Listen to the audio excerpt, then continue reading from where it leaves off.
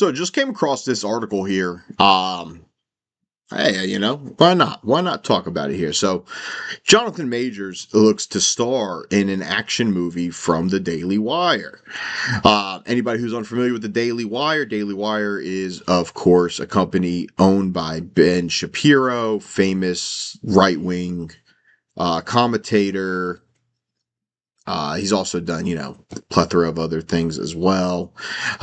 So, in a political landscape, actors and people in the Hollywood industry tend not to affiliate themselves in any capacity with any type of right wing beliefs, I guess you could say.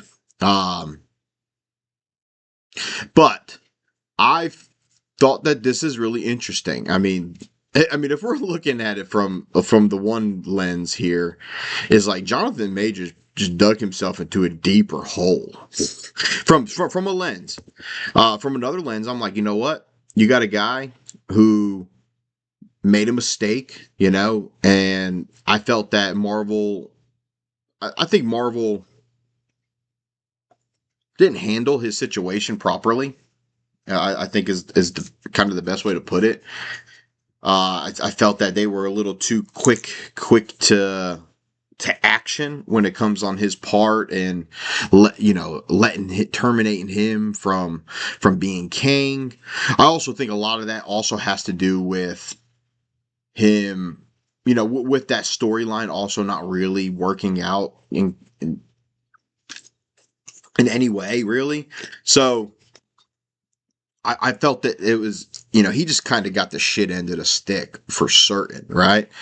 But there's one thing that's undoubtedly about Jonathan Majors is that he's one talented SOB, man. And he is a great actor.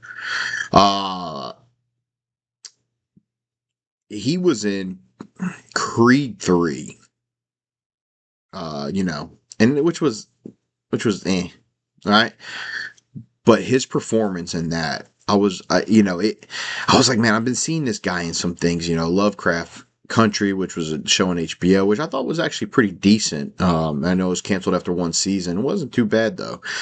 And then of course they announced him as King the Conqueror, 33 years old at the time. I remember that. And I was like, oh snap, this guy is definitely an up and comer for sure.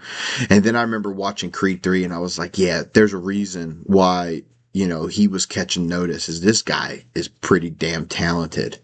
And so, and then of course the whole thing, I'm not going to dive into it, but, he got some allegations against him. And then of course they terminated him as king, and we just haven't seen him in anything ever since. He was canceled, I guess is the right way to put it. Right. So with him being canceled, I feel like now doing a movie with a right-winged kind of, right-wing ownership.